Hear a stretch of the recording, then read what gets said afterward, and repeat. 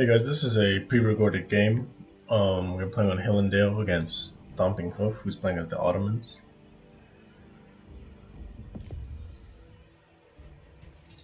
I forgot to record these games while I was playing live, so we are going to watch them just after the fact. And we'll watch this first game with God Vision, and we'll watch one more game from my point of view, just so you guys get kind of an analysis of kind of what to do. So against Ottomans, you should expect Dark Age Spear,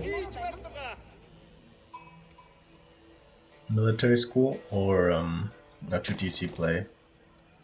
And typically both of those will transition into Fast Castle, because they get a lot of benefits from Fast Castle.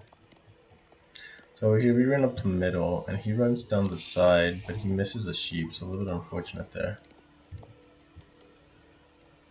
Okay. I thought he went up the middle into the north.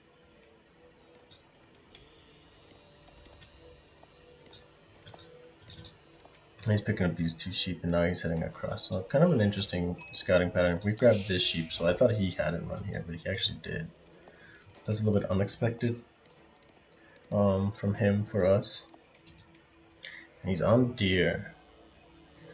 And this is something on Hill and Dale I think maybe every civ should take advantage of. They're just starting on deer. Kind of bad of me not taking advantage of this. But I mean, you can always transition into deer pretty easy since it's in base and safe. Tough to say. I'm sure with certain civs it's definitely worth doing.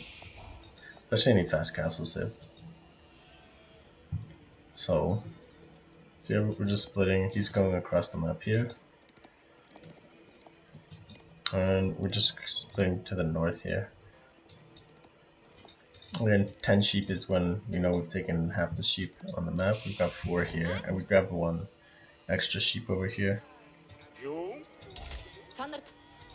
And 1 additional sheep off rip, I believe.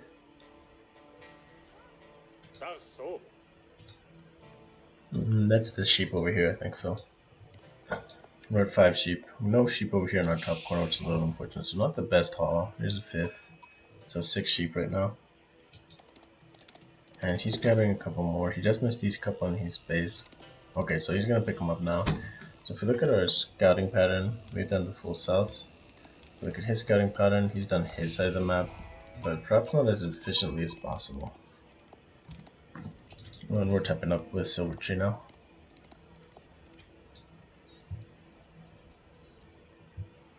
His build seems to be maximizing, I'm not sure whether second TC or military school. Probably second TC, right? Because he's gathering quite a bit of stone here. She's not too worried about his Age of Time in here. Because there's a military school coming down. It's kind of a funky build because it's kind of middle of the ground. It's not really hyper specialized either way. So we had 6, here's 7, 8 sheep, and he's got 7. So we see each other and we're heading back. We saw him head this route, so we assumed he hadn't scouted this way.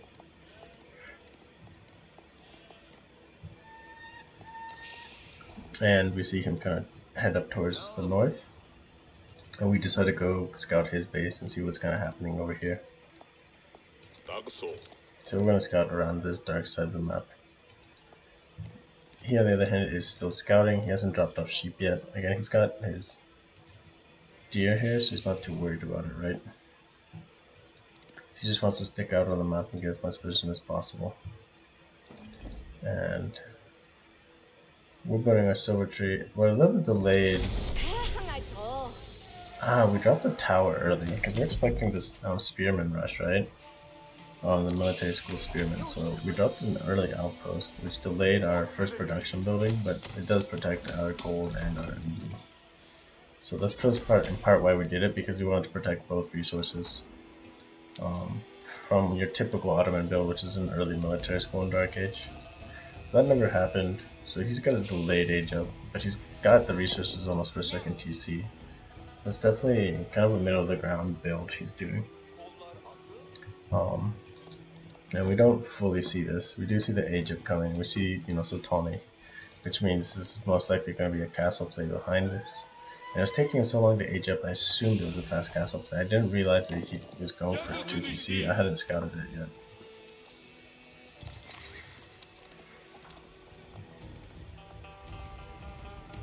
And we do open into Mangudai versus Ottomans just because they usually have spearmen. So going Keshiks versus really tough to get some damage and pressure. So running around the back, we wanted to snipe more pressure on the deer bills, which we do not. He's got nothing there, and he's aging up, and he's rotated villagers onto sheep. He has some idle bills. There we go, he's back on track there. And he's been running around with his scout here, and he's got 8 sheep, which is a lot, right?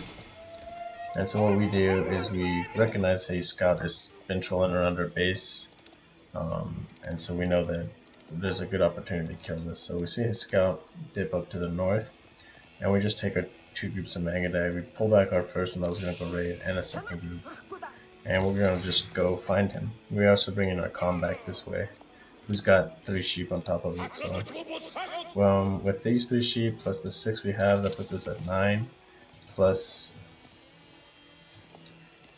there's 1 more sheep here. This is literally almost all the sheep on the map minus 1. Perhaps one of the sheep he has here is. So we leave our Mangudai here. We are able to spot out his scout. She's him in a rough spot, right? Because he's gonna lose all these sheep. So I guess the lesson is definitely don't want to be overstaying your welcome with your scout. When you got that many sheep, it is pretty important to bring them back and drop off. So with these 12 sheep plus the 6 we found, we're at 18. So we have pretty much all the sheep, and here's the 19th. So there's only 1 more sheep that we didn't get. He does drop a tower on his gold, which is a smart move because he recognized that we had Mangudai out. And yeah, he towers up here. Good move. We can't really do anything here. And he's almost got enough for a second TC now in terms of stone, which we have no idea. We have not scouted this yet, so. But behind this, we are trade booming, right? And we're getting pretty decent return on gold. And now we do spot the stone, and we see that he has mined it out, and we're like, oh, it's been second TC, and we're not sure where the second TC is going, so we assumed in the back here, because we already had a tower up here. And a 4 TC is pretty ballsy, kind of risky. So we assumed it was going to be in the back. We ran around the back here to find something, which we do not. We do keep rallying troops. We are dropping a stable now. And we've only got 2 villagers on the deer back here. Not all of them. Most of our villagers are still on sheep because we did get a really big haul of sheep there because of that scout, which was a pretty big swing in terms of food for us. Definitely kind of a game changer. He's got 8 sheep here. Oh, so this must have been the his upgrade. His vizier point must have been for that. The sheep upgrade. Again, pretty much guarantees him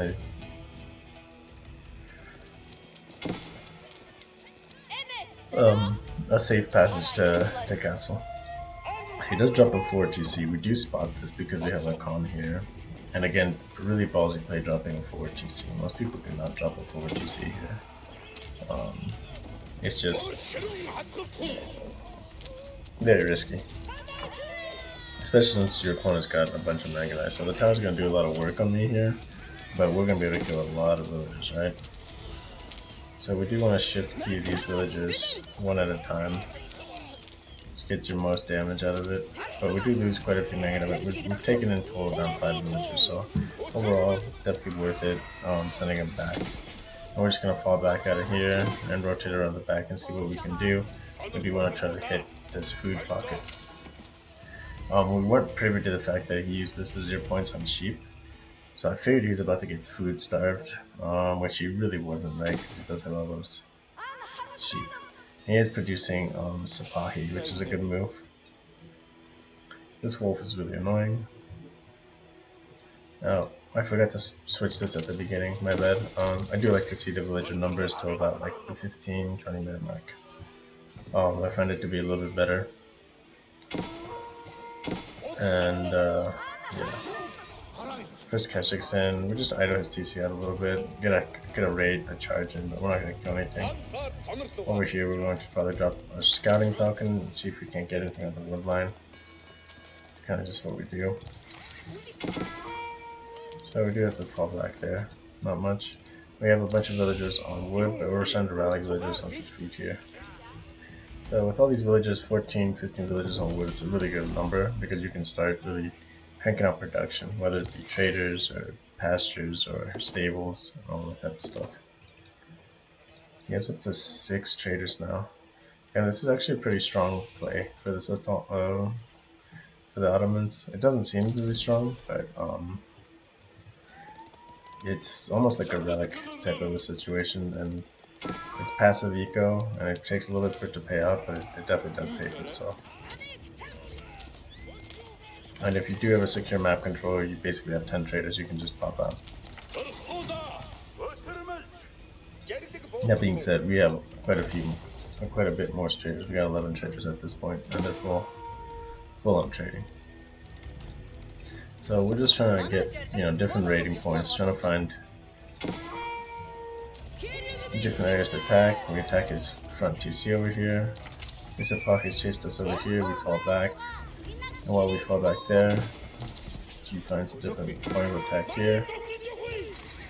And we couldn't stay and fight this really.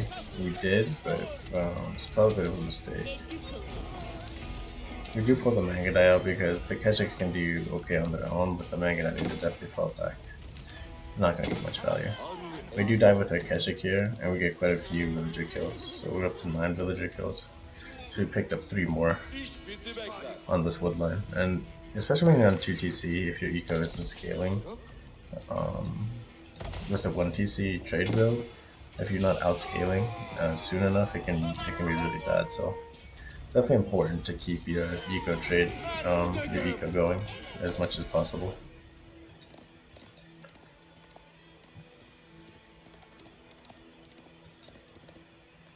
And we're just trying to find points to raid, right? We don't want them to wall yet. We want to be able to raid as much as possible. So we're looking for walls, or looking for holes. We know we get 3 sides to attack, so you just have to be careful. And we're streaming units across it. We have gone up to triple stables, and we're going up to triple range. And he's on double stable, triple stable with double military school. So it is important to have plenty of production against Ottomans, specifically because they can crank out a lot of units. Those military schools start to add up, and with production buildings on top of it, it can get out of hand really quickly if you're not queuing up units. So it does look like he's getting ready to macro for castle with 10 on gold, and he's got all these atomic, all these traders in here. It's a lot of gold he's got floating. We do try to get a little raid here. We pick up 1 bill. We have to fall back, and while we do that, we hit the front of his base because his army is chasing us here. So even though it's like a small area, like this pincer attack didn't cover a ton of area, it did force his army to make a decision, right? And if he didn't chase our army here, we fell back all the way to the food, right? So he got sucked into attacking this one army, and we're going to try to attack back here, but he does a good job reacting here. But now when he does this, we should pull forward and hit him again. We do try to pick off another villager, which we do. At this point though, we should fall back, yeah. At least our army should have moved forward sooner. We're attacking now, but we definitely should have moved forward sooner. And we do get caught out here with our units, so we need to fall back a lot sooner here. We do dive in past the TC, and we do find villagers. No kills, but we do tap up with our curl tie now. And we have a lot of gold in the bank, so we should be either buying resources or getting all of our eco-techs. All of our eco-techs are pretty much gone, except for mining. Since we are trading, we really don't need to be mining. And our eco has stayed ahead of his 2 TC. And we've killed 15 vills, so that's some good value. Another vill pick. Just fall back. And massive units in the front. He's get a wall up to the west now. So once he gets those walls up, it definitely restricts what we can do in terms of raids. This is a pretty favorable fight for us because again it's just a Pahi and we have a lot of Keshiks here. And his TC isn't fully garrisoned, so now that he's pulled these villagers and we raged up, we definitely want to fall back because the TC does start to do some serious damage. You can see that TC's were picked up like 2 or 3 Keshik right there. So we probably overcommitted there a little bit too long. But we're messing up another army and we're getting our military upgrades, veteran Keshiks, veteran Mangadai, veteran horsemen, and steppe lancers. It's important not to neglect the horsemen. Because if he does mass archers, you do want to be able to get bonus damage on archer balls. Behind this, we're sending a raiding force over to the next wood line. We had been kind of privy to the fact that he had been kind of rotating away from here, so we assumed he had placed a new wood line over here, which sure enough he had. He does have good vision of us. Yeah, he does have good vision of us. So he knew that the sneak attack was coming, so it wasn't that sneaky. This is not a good fight for us. Our Mangadai aren't upgraded, only our Keshik are upgraded. And we don't have any other military techs that are upgraded, so it would have been nice to see us buying some additional resources and forcing our techs out sooner. But we are harassing at the back of his base here now with the Mangadai, or with the Keshik. The Keshik, one Keshik and a Khan. The Khan does some pretty good damage now in Castle. 7 damage a pop. 6 once these, since the villagers have +1 ranged, but sacrifice the Keshik to save the Khan here. Khan does some pretty good damage, and we're just going to loop him around to reunite with his army. Krota needs to move forward sooner. This is a pretty bad mistake, not moving this forward. Yeah, he's got his barracks going. Trade is going pretty good right now. We're only on 21 traders at the 17-minute mark. Not very good. We could probably be up to like 30 at this point. But we've committed to a lot of infrastructure, and that's part of it. Do have this one stable that isn't being built yet. Okay, there we go, it is being built. So we do try to dive here a little bit on this TC. Just to keep, because we assumed he's going to be on gold here, but this Ottoman trade now with Mexico, so he doesn't really need that gold. But now we have veteran Mangadai, and we're getting our +2 arrow defense, wedge rivets, and that's really going to make diving under the TCs a lot more viable. TC, the main TC does 9 damage, so reducing this to 3 damage and reducing this to 7 damage. It's a pretty big deal. It definitely adds up. So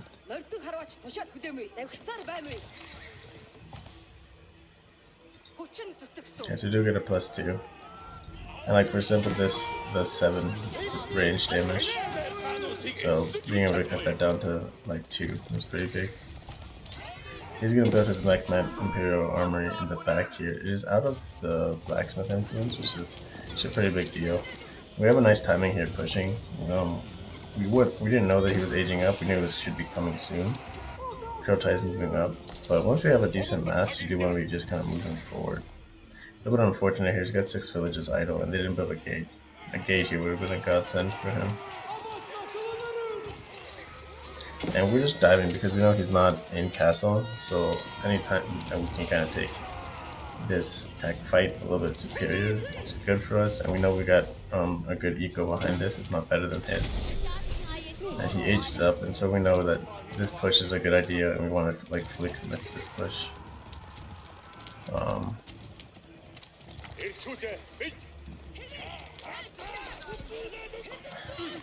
Nice little push here again. Gonna pick up a couple more villagers. Just jumping into the military school. Over here we wanted to pull these guys out, and we ended up finding a wall here. 6 more villagers killed. So at this point, the game is pretty much over, just because we've gotten so many villager kills, and we're eco trading behind this. But the big thing is we got a lot of production. It's just a constant stream of cav coming out, and another mass. So he's gonna get his techs Let's gotta get his +2s for arrows. And we're gonna try to burn our way out of here. Hopefully before his army shows up. This army could have continued fighting, but he could get Jannies, which he has. And the big thing is just saving these guys. It's just pull his army to chase us and have another access point. Force him to build another wall here. And behind us, we're just sending another massive cav to burn down this wall in the back. While we mass in the front. So again, we're trying to hit from three areas right now. He is gonna go build a wall though. I don't know where the villager is, but he is going to. He's kind of abandoned this one wood line, which I'm kind of surprised. I'm kind of surprised he didn't wall this a little bit sooner, like right here, just to secure this wood line, because this is still the biggest wood line in his base, right? Behind this, we do start running this other side. We're going to expect a reaction. And our army pretty much has, for the most part, remained intact here. We do have relics we picked up. We picked up 3 relics at this point, which is really good. And we've burned through this. His mangonel is about to pop out. We knew that there's a timing here for when the mangonel is going to be coming out. We weren't exactly positive, we just knew it should be soon. Big mass here with the Kurultai at the front. Really nice engage for us here. Do a lot of damage on his Sapaki here. And behind this we fight his Janissaries, which do a bunch of damage, but luckily the Mangit are actually pretty good against this. And his mangoes does not aggro us.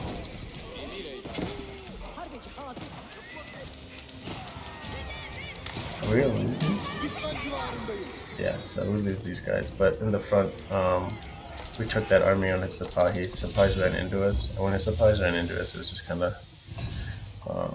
a really bad situation for him, and we pushed in, and all of his villagers were right here. They had rotated, so we were about to kill a ton of villagers. We probably would have split a couple of these to go secure the manga with the Kurultai up. So that was one match. Let's see, the next match. That's Hillendale. Yeah. And then I showed these ones.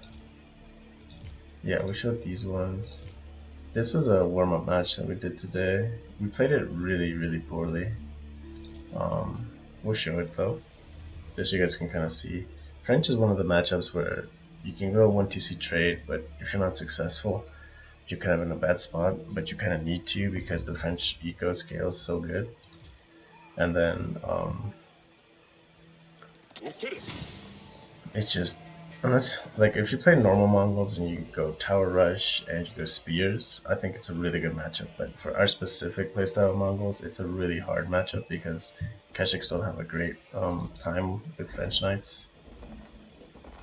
We'll speed up the opening a little bit. So we were really contemplating whether we are going to go 2TC or not, because the benefit of going 2TC as Mongols versus 2TC French is that your food can be a lot more consolidated and safe. But French is always going to be outscaling you, so because the villagers produce a little bit faster, right? So you can see there's already a pretty big villager difference offered. So it's definitely a kind of a hit and miss type of a deal. He just gets a pretty good sheep pool here. He just gets 7 sheep, 8 sheep, and we've only got 6 sheep right now. And here goes around the back here.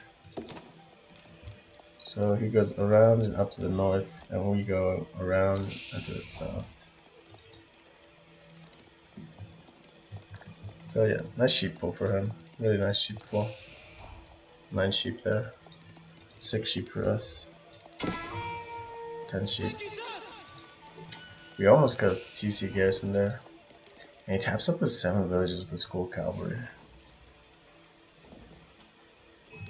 Really wants a fast timing. And this actually really threw us off because we thought with the fast age up here at 343 this was going to be a night rush, but it really wasn't. Like, he gets knights up, but he doesn't actually go aggressive, and because of the timing I'm hesitant to start trade booming, and that really puts us in a rough spot because our eco starts falling behind a lot more than necessary.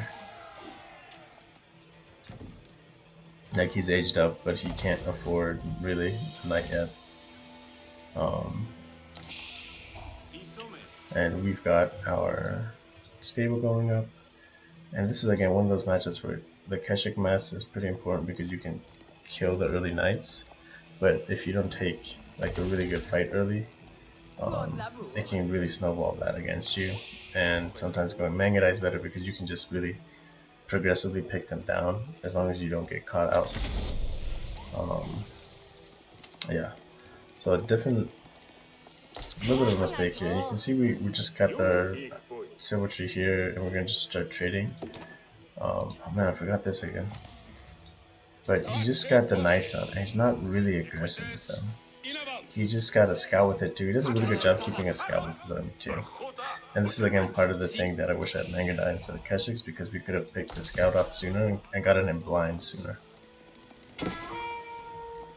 He does a good job seeing our Khan back here. And we're just harassing this villager. Again, we're not going to probably kill anything. He basically just has to pull a scout back to deal with us. And while this happens, we have our army up. But our army is was looping around the back, and he was able to catch it out. I'm not entirely sure how he saw that, but he did. Or he just guessed that it would happen. Yeah, he just kind of guessed that would happen, I guess. I don't know. That was a really kind of a lucky guess. But yeah. Either way, our ecotechs are a little bit messed up. They're coming in pretty late, and we're not trading. We're only at 2 traders. And these traders are only making 25. So army-wise, you can see we haven't and this is kind of what I mean by not fully committing in either way. These Royal Knights haven't taken basically any damage because our Keshik's never truly committed. A little bit of weird micro with the Keshik here. It aggroed one Vil, not the right one, which is kind of annoying because we lose the chance to pick one Vil. I mean, and you can see we're the villager behind. But at this point, if we had gone 2 TC, we would be more than equalizing and kind of turtling up and being in a pretty good spot to boom out. Which you kind of have to be. But he's got this big knight mass that we haven't been able to harass or push back at all. And yeah, it's we're kind of in a no man's land, and we're only at 2 traders. We didn't keep committing to traders because I thought he was going to push, and he never really pushed us. And I was worried about the push, but instead of being worried about the push, I should have just committed to something. We do chop our scouting falcon here. We expected the flank, and sure enough it comes, and it gives us time to react. But yeah, I mean, he's getting his ecotechs half price. He's getting his villagers in.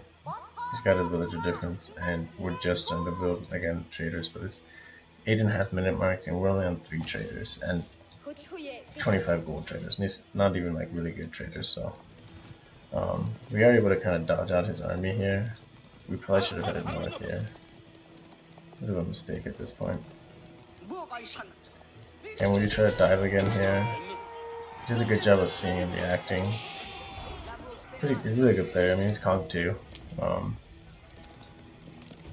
But yeah, I mean, taking kind of a middle ground and playing kind of scared is really bad. So we're 9 minute mark and we're only on 3 traders at 25 gold traders. And it really puts a big issue, a big issue in the build order because now you don't have the army you need.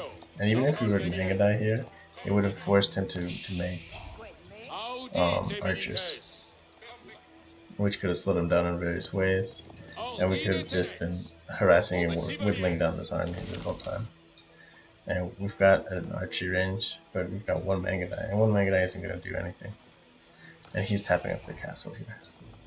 So we're really not a favorable situation for us.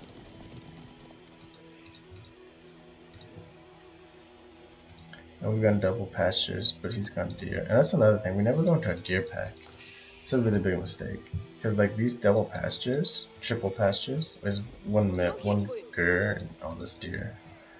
And that's where he kind of saves up a lot of investment too, right? Because he never goes to a farm transition yet, and he's getting berries now, so he's pretty happy in terms of his eco spend.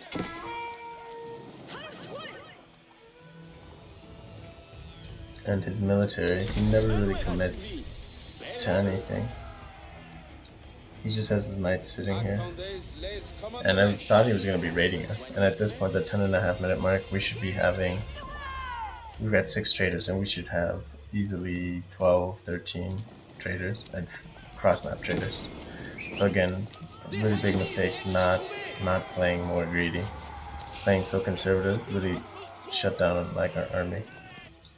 And at this point, we decided to go for a 2TC.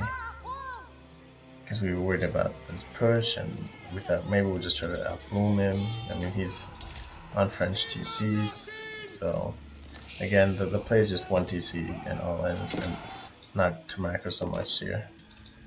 So at this point, I would say the game is lost, from my point of view. Specifically from our playstyle, he's gonna get veteran Royal Knights. He's got all these techs that he can start unlocking, and he's going to really put a huge difference of unit quality from his knights to my knights. And yeah, we're just going to have to fall back, and we can't even get good raids in, or even like a lot of damage.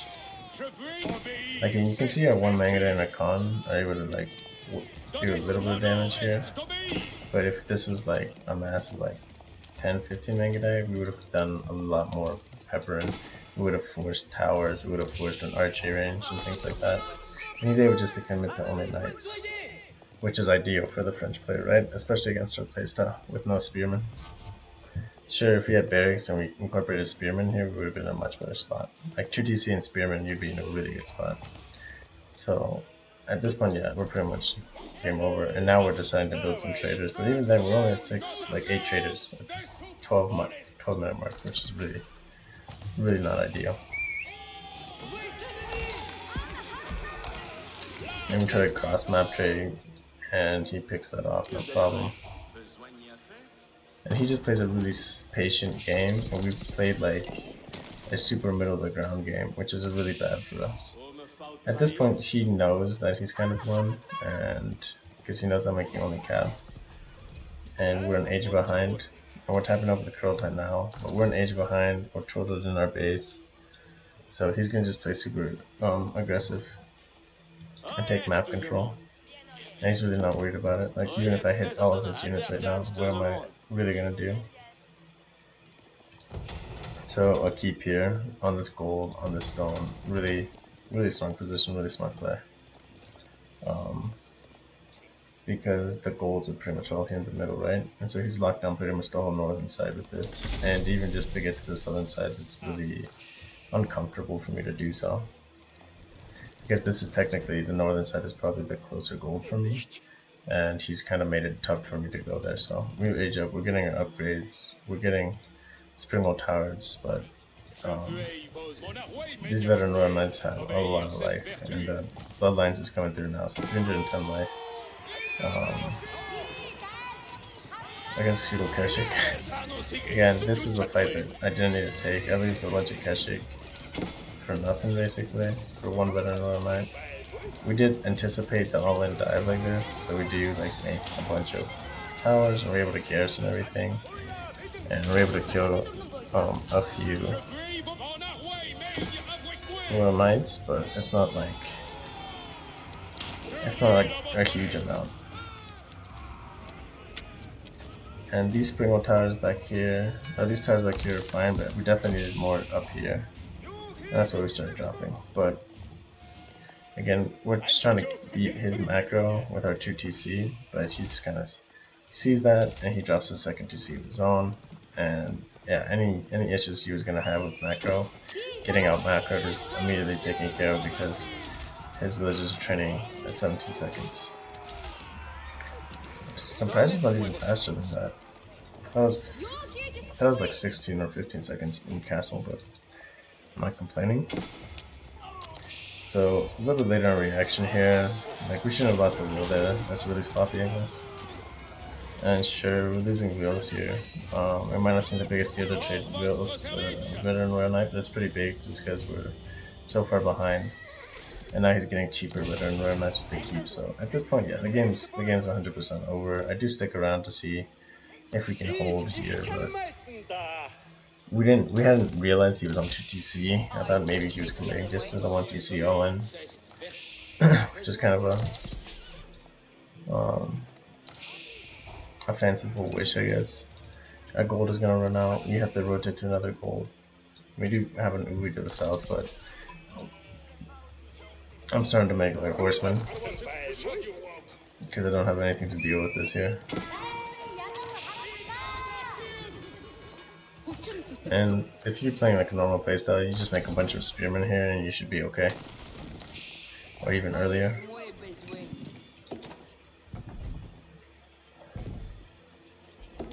But yeah, this villager lead is growing because he's building villagers just a little bit faster than we are.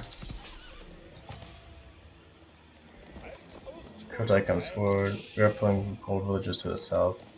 Try to set something up there.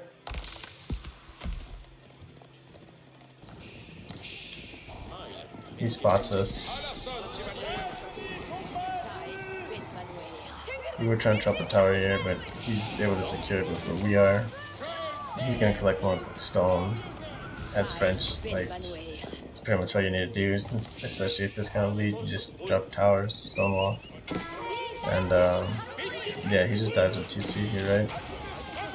Again, really late reaction. We shouldn't lose any bills here.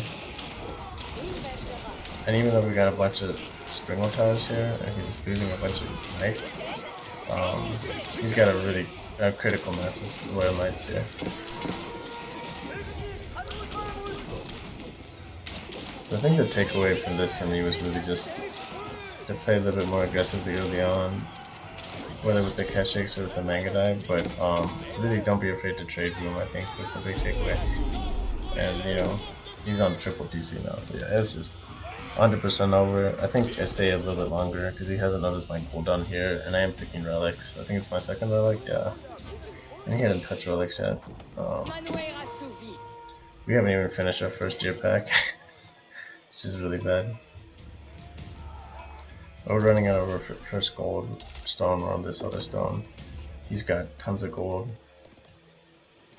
And he wipes our army down here and he kills this, so we just tap out. It wasn't worth sticking around for it, so.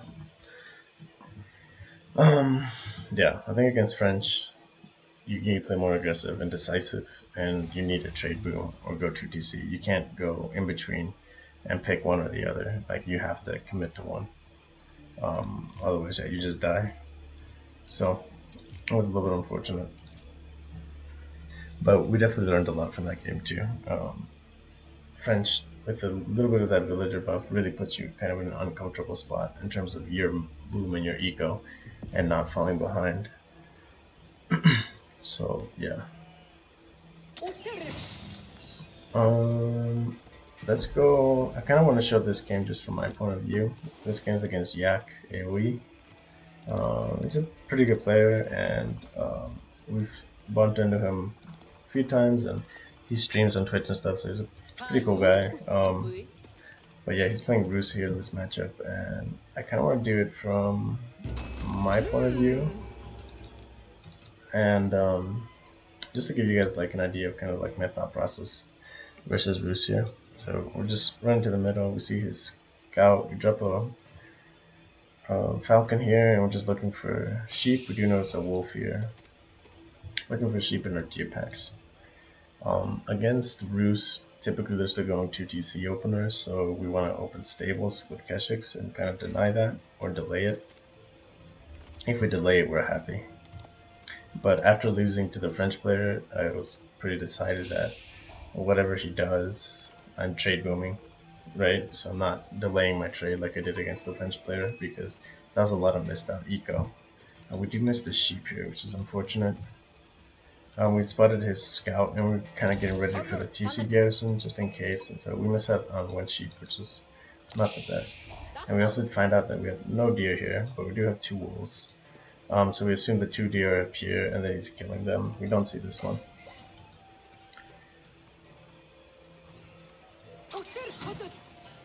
So at this point, we kind of have two choices.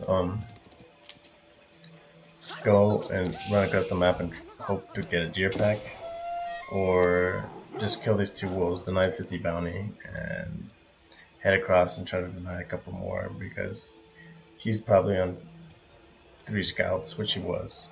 We didn't know this, but he probably was. Everyone usually opens 3 scouts. And if we don't find a deer pack on our first rotation, you're pretty much not going to kill a deer pack. If we unlock the vision real quick, I guess we had 1 deer pack. This deer pack was still up. Yeah, so I guess there were still 2 deer packs up, but I mean, it's not. You're kind of rolling the dice. Typically at this point, there's maybe 1 deer pack, but there was still 2. So perhaps if we had run straight across up here, we would have found a deer pack. But I honestly probably would have ran. Well, we saw his scout back here, so yeah, we probably would have ran up here. Either way, we just want to secure the wolf kills and head up.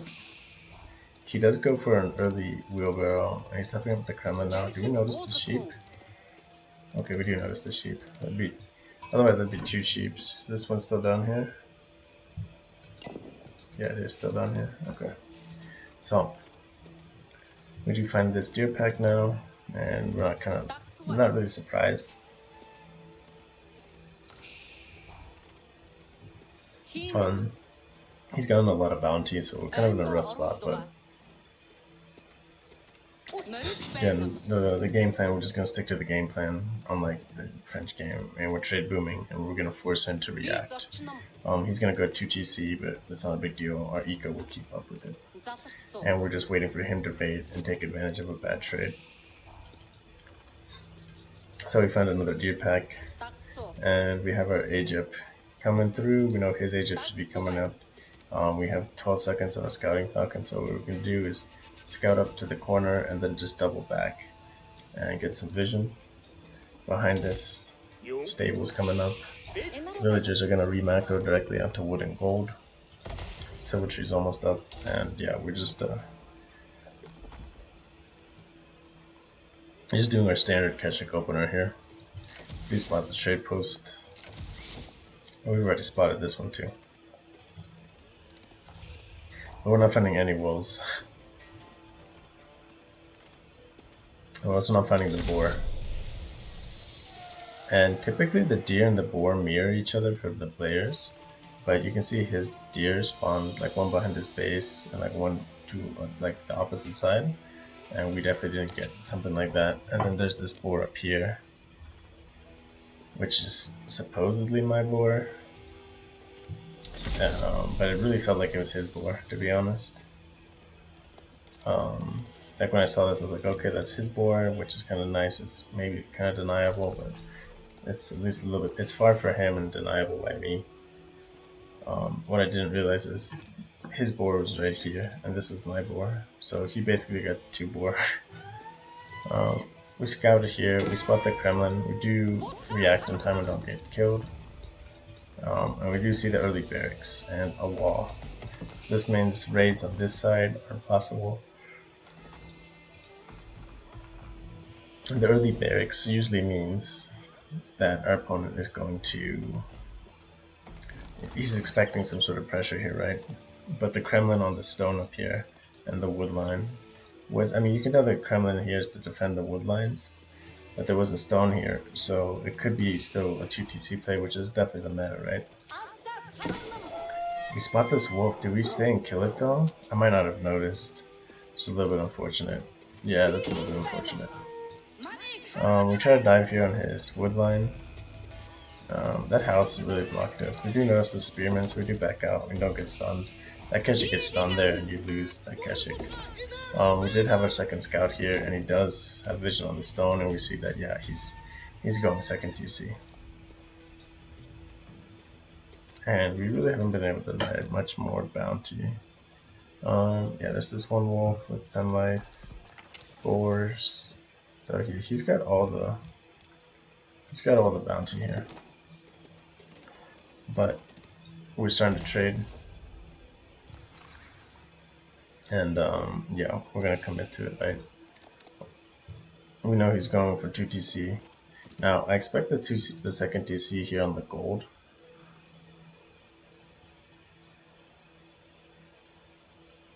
There's a deer pack out here and a deer pack out here. I don't expect him to go for the deer packs because they're so far out. So I expect a second TC over here to really kind of seal up his base, right? Because it's got this defensive position here to keep me from rotating on the back. A TC here would have been pretty big. But we don't see a TC here, and then we spot on this shit, and I'm like, oh, he's dropping back here.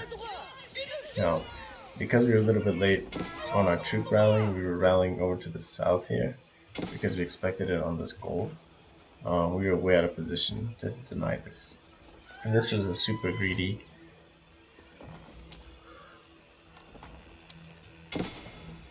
really far out second TC, so yeah, definitely a big mistake on our part, not like punishing this more.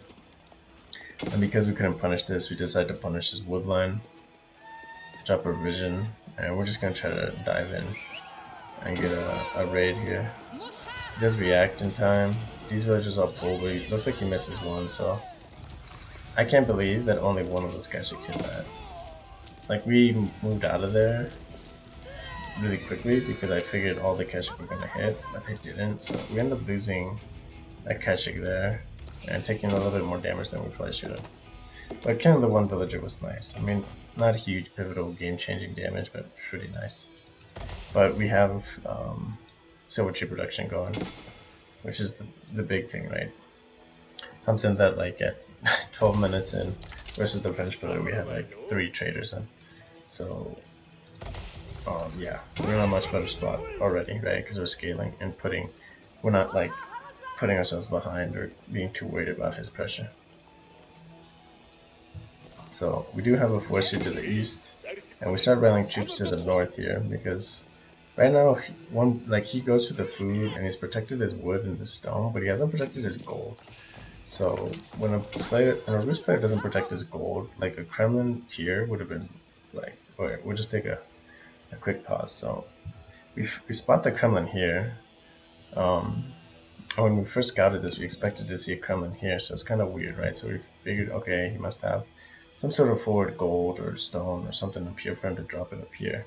It's the double wood line, which you can kind of see, but not getting gold, especially as Rus with Rus Knights and things like that. Access to castle, access to upgrades, all those things is a pretty big deal, right? So he drops the second, like a Kremlin here was probably even better than a Kremlin up front. I mean, the front Kremlin though gives a lot of vision. Oh, sorry, but it's not ideal, I would say. I think protecting your gold is pretty important. But I mean, I guess he protected his stone, so I don't know. I think a Kremlin here would have been really big because he had stone back here too, right? So he could have dropped a Kremlin here, protected both of these, and he could have dropped his TC here pretty safely, regardless, right? So again, yeah, this is probably the spot for your Kremlin, and then your TC right here. So either way, we have our 2 groups going right now, and just getting kind of good vision on him and seeing kind of what's happening. Trying to get a villager pick here, we're not able to. You just have to be careful about overcommitting here and losing. But at the same time, we see these walls, and we know he's kind of boxing it in. It's kind of like a kill box.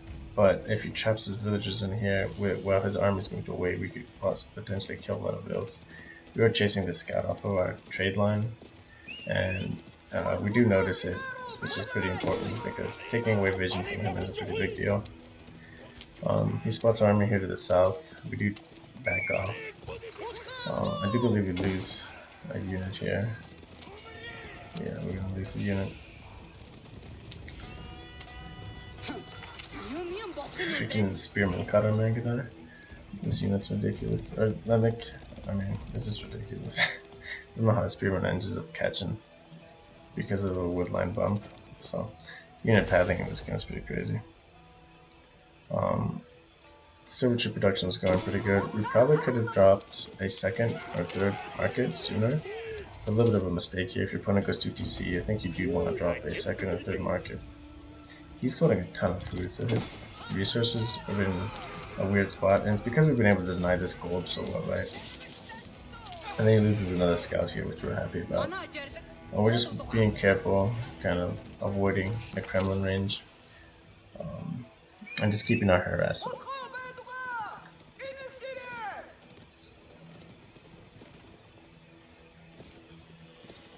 We're not privy to it, but it looks like he's going to tech up the castle now. He's realized he has no gold. Again, we're dropping towers on our trade. We're out on deer, and we do spot having no army here, and we do kind of bite the bait here. I don't know if this is worth it. It probably wasn't. We try to just quick kill a bunch of villagers, and we only pick 3 villagers, and we lose pretty much all this army. So we lose a lot of Mangudai, Massir, and a couple Keshik, couple horsemen. For not a ton of damage, right? We get some good idle time, I guess, but it's definitely not worth it. The only plus side is we are keeping his eco down, right? You add 4 villagers to his eco count, and it's ahead of us now. So kind of reducing his villager count is pretty important. I don't think it was so important that we needed to lose all of our vills here, right? Or all of our army there. So it kind of puts us on the back foot. He's teching up now. We see that he's we're expecting a tech up timing, right? So we've cut production and we're gonna look for tech up of our own. And we just kind of pull back. Again, and while we pull back, we're trying to look for villager picks here on berries or on gold, and there's nothing, so tells us he's more consolidated over here, possibly dropping farms. And we just missed the berry pull. Okay, yeah. I thought he was dropping farms because he's not on berries, but he was just a delayed berry pull. So yeah, I mean, we were expecting the right thing, but it definitely was a different reaction. I'm gonna speed it up a little bit here. At this point, we know he's pretty hemmed in, and we got a good idea if he ever goes into these deer. If he goes into the board, we should see the board die. And we are keeping tabs of that. And we do see him age up, so we knew he was going to come in. We weren't expecting him to age up before us, but he does. He does get a little raid here. So we're going to react with our Mangudai to go take care of that, as well as with our other units, just because he could potentially be bringing more than these 2. But we've aged up, and we're going to get our tech. And we do lose quite a few traders, and this is kind of why you want to have a 2nd or 3rd market sooner, because we lose quite a few traders here. And we do lose a little bit of income here, so 15-minute mark and 11 traders is pretty bad, so we definitely wanted to have a couple more markets sooner. So we do push out again. We're taking this army to the east, this army stays to the west, and basically we're just looking for rotations, and we do catch a rotation of him while in here, and presumably to get onto deer. And we do see him kill boar, but we're able to just kite this. We just have to fall back, right? He's not really going for army yet. We're not privy to this, but we do see he doesn't have a big mass. We see a blacksmith going up. We see that this wood line is starting to get chopped through, and we're just gonna mass up units. We're mostly Mangudai. The idea is to just break, or to bend and not break here if he starts pushing us. We're trying to fight him at his walls and then fall back.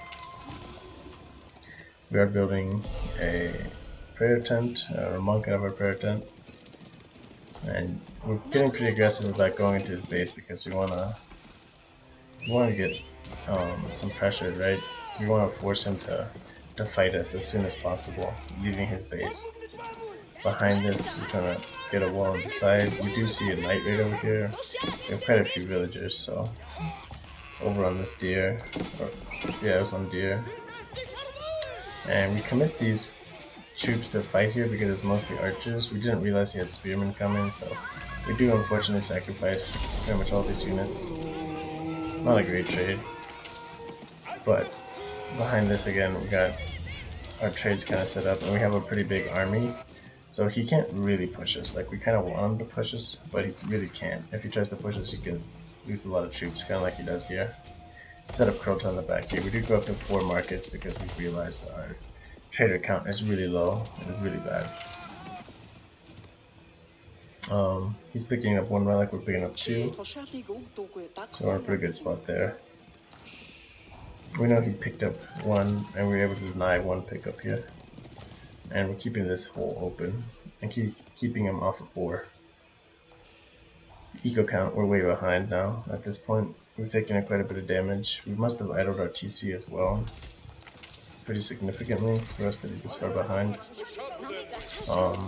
But I guess that's the beauty of markets. You can just drop a bunch and boom up really quickly, because you can buy 7, 8 markets versus 1 TC, so you can really ramp up your eco production very quickly, because it's so cheap. So our eco's starting to catch up now. He's getting a bunch of techs. And we're just camping these relics. We just want to secure the relics with our monks, which is what we're doing. We have an army over here. We're rallying to the south, expecting perhaps a push here. We do spot units here. And as you can see, he's got a really big army here. We can't fight this army. We're just going to stay in kite range, right? Take effective trades. You do see the mango. We fall back. We unfortunately can't. We don't dodge that shot properly. You kind of want to stay and wait until the shot is fired while kiting forward. But while he pushes us forward there, we start burning this down here. We don't have a lot of actual cav. It's mostly manganite. So the burn down time is going to be really slow. There is a glitched wall section here which we weren't paying attention to that we could have taken more advantage of and killed more villagers, but not a big deal. He raises them back. He starts hitting us in the front. We just fall back here. And this is the idea, right? We can just fall back. We knew that he had mango, so we do commit to his springald sooner. But the idea is basically from here to falling back, he was taking damage throughout this whole time. Destroyed value, he's gotten a little bit more value than us, but our traders have caught up significantly, and we're almost equaling up to his eco now. But his army's in a pretty good spot, so... And we are up to 4 relics now. So the relic capturing was pretty important. And we have a lot of infrastructure set up. Double siege workshop I think is pretty important too. And we have a couple armies here and there just to help react against small raids. But at this point we had felt pretty confident that our eco was in a pretty good spot, even if it was a little bit less than his. And we see his army here at the front, but we also catch this raid out, which was mostly horsemen, but I mean there's 5 knights in there. But we have a couple of springald towers here, and we have Yam network, so our units here are going to catch up, and they're just slowly whittling him down. Over here we catch out his army idle, and we're able to get a nice snipe on his springalds, or on his mango here. And we're able to get a nice hit there. Our mango, if it had hit back there, it would have been a much better shot. He does take this fight here, but he loses a lot of units, and we do start rallying horsemen here because we weren't going to win this fight without the horsemen, and we didn't want to micro this. We wanted to micro the front here. Mangoes kind of hold steady, springals hold steady, and we're just taking pot shots with the mangoes. Bringing another springald up. Kotai should have moved up at this point. And there was a scout taking out a monk here. Not end of the world, but... So we stopped rallying horsemen back here because we knew that first wave of horsemen, 8 or so of them, was going to clean it up, which they did. We were able to push back this army here, and this is kind of the turning point, I would say, of the momentum of the game, and kind of what we've been waiting for, is to tend to push forward and lose a lot of units. So we clean this up, and we're going to take this army and just kind of hold. I'll take that secondary army to go clean up this scout over here. Taking the sacred sites really helps put a timer, and really makes him push forward and out. With Kurultai we get a lot of buff here, so it's to our favor to force a fight on our side. Towers are going up. We got a few towers, only a couple towers back here, but we're dropping a lot of towers down here. because we've kind of neglected now the southern side. And kind of what we wanted to do was neglect the southern side and kind of rotate the fight to the north, just because there's more gold nodes up here. There's 2. And the third one, which he's probably mined out already. Yeah, he's mining it out. But we do try to get a raid back here. We know he's building a lot of walls, so there's a possibility this is where his farming eco is going to be. And sure enough, it was. But there was a lot of walls to get through, and we needed to commit just into, instead of 7 Mangadai here, it should have been like all horsemen, so you can burn down a lot faster. Siege ball is starting to build up. His siege ball is starting to build up too. But we are capturing. We do build a couple of towers here, just in case he decides to take knights and dive in our base. That'd be a good way to really mess up our economy. But the destroyed value is starting to pull ahead in our favor now, with a couple of favorable fights. We're still burning this down, we fall back. We didn't realize we'd still be in range, it's mostly because of this hole in the wall. But now we have sacred sites, and it's going to put them on a timer. We do have 3 springwolves and 2 mangoes. It'd probably be good to get a couple more springwolves mixed in. And we decided to A-move here.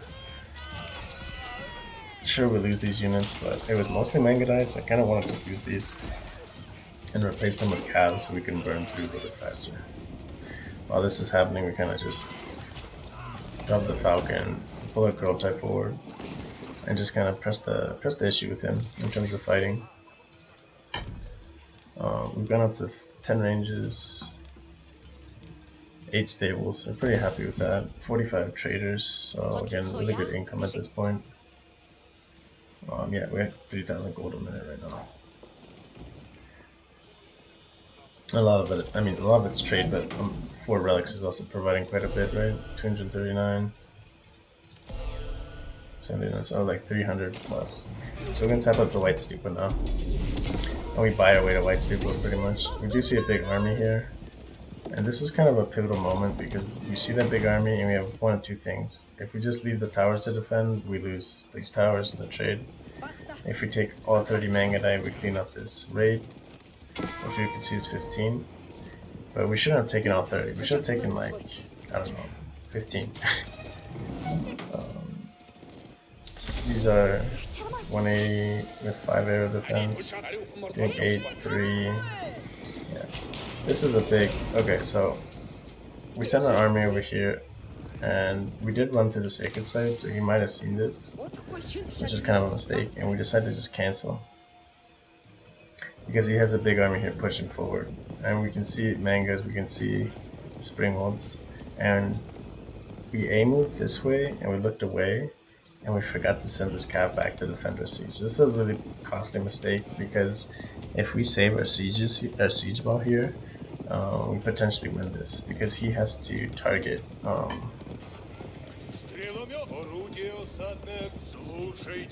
she's just A-moving. But the springwolves don't have orders to attack yet. Okay, so they hit the treads first.